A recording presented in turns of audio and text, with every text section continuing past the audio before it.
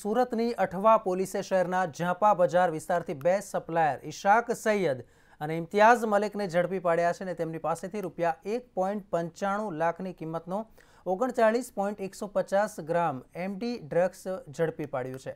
પોલીસે તેમના રિમાન્ડ મેળવીને વધુ તપાસ હાથ ધરી છે। સુરતમાં એમડી ડ્રગ્સનું ચલણ વીતેલા 1 વર્ષથી વધી ગયું છે। મુંબઈમાં આ ડ્રગ્સે એક અંદાજ મુજબ 1 થી 1.25 લાખ લોકોને પોતાની ઝપેટમાં લીધા છે અને તે આસાનીથી ત્યાંના સ્લમ વિસ્તારોમાં 1 ગ્રામ રૂપિયા 300 થી રૂપિયા 600ના ભાવે મળી જાય છે। મુંબઈથી હવે તે સુરતમાં પણ એન્ટ્રી કરી ગયું છે। જો કે સુરતમાં વેચવા આવેલા બંને સપ્લાયર રૂપિયા 1000ના 1 ગ્રામના ભાવે ખરીદી અહીં રૂપિયા 1800 થી રૂપિયા 2500નો ભાવ લઈ વેચતા હતા। સુરતમાં આ ડ્રગ્સનો મોટો વેપલો કોસાડ આવાસ, ચોક બજાર નદી કિનારે, કિલ્લાના મેદાન, જિલ્લાની બ્રિજની નીચે નદી તટ પાસે, બાપુનગર, રાંદેર નદી તટ પાસે, વોલ સિટીમાં, બડેખા ચકલા, સૈયદપુરા પમ્પિંગ સ્ટેશન, મુગલીસરામાં છે।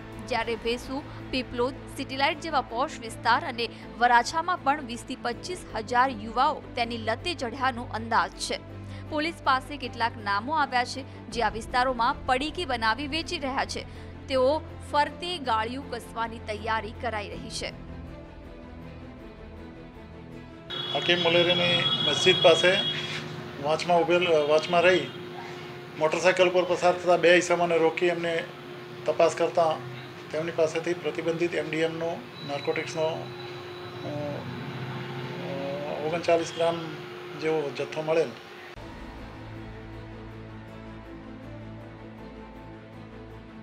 મુંબઈથી સુરત આ ડ્રગ્સ સપ્લાય થાય છે તે વાત તો પકડાયેલા 2 યુવકોની કબૂલાતથી સામે આવી છે, પરંતુ તે સિવાય આ ડ્રગ્સ આસાનીથી ઓનલાઈન સર્ચ કરવાથી પણ મળી જાય છે। ઇન્ટરનેટ પર એવી સંખ્યાબંધ સાઇટો છે તેના પર મેફ્રોડોનના નામથી $200નું 10 ગ્રામ ઓર્ડર કરી મંગાવી શકાય છે, જેના પર કોઈની નજર સુદ્ધા પડી નથી। અમેરિકાથી મોટો જથ્થો સ્મગલિંગ કરીને મુંબઈ લાવવું કદાચ મુશ્કેલ થઈ પડે, જેથી આ કૃત્રિમ ડ્રગ્સ દેશમાં પણ બનાવવામાં આવતો હોવાની સંભાવના છે। સૌપ્રથમ આ ડ્રગ્સ 1929ની સાલમાં ઈસ્ટર્ન આફ્રિકામાં મળી આવ્યું હતું અને બાદમાં અમેરિકામાં તેનું વેચાણ વધ્યું હતું। 2008માં ઇઝરાયેલે તેના પર પાબંદી લગાવી દીધી। યુએસએ તેને 2012માં કૃત્રિમ ડ્રગ્સ એબ્યુઝ પ્રિવેન્શન એક્ટ હેઠળ કાયમી બનાવ્યું। એમડી એ એક શોર્ટ ફોર્મ છે અને એને મેથેમ્ફેટામાઇન તરીકે ઓળખવામાં આવે છે। એના 2 ફોર્મ છે, એક એમડી અને એક એમડીએમએ। એમાં મિથાઇલ ડીઓક્સી મેથેમ્ફેટામાઇન હોય છે। તો આ 2 એકબીજાને મળતા છે, પરંતુ બેઝિકલી ગ્રુપ એક જ છે કે જેને એમ્ફેટામાઇન ગ્રુપ તરીકે ઓળખવામાં આવે છે। કાલે મને એક માહિતી મળી કે એમડી ડ્રગ્સમાં સુરત શહેરના કેટલાક એવા સારા ફેમિલીના લોકો છે જે આના રવાડે ચડ્યા છે અને આ આપણા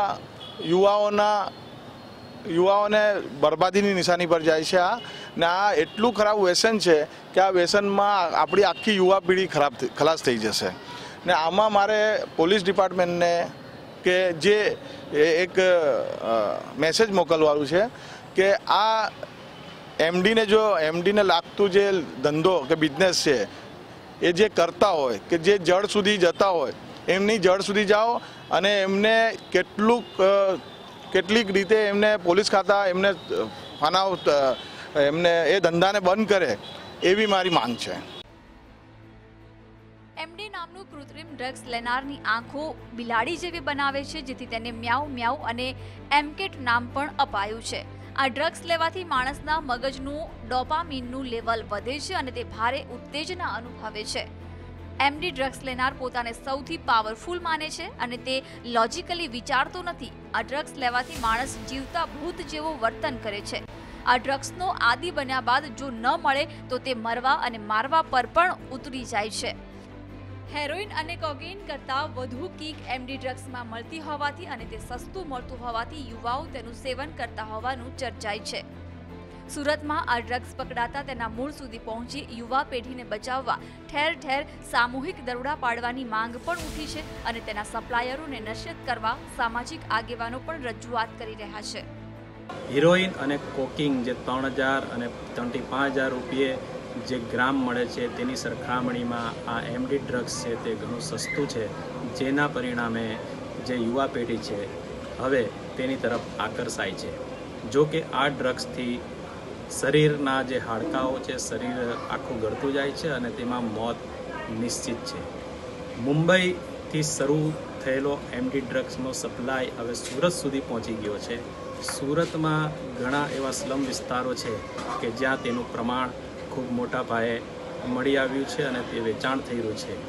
જો સુરત પોલીસ આ કૃત્રિમ ડ્રગ્સ નેક્સસને નહીં ડામે તો સુરતની જે યુવા પેઢી છે તે આ ડ્રગ્સના રવાડે બરબાદ થશે. રાજા શેખ, મંતવ્ય ન્યૂઝ, સુરત.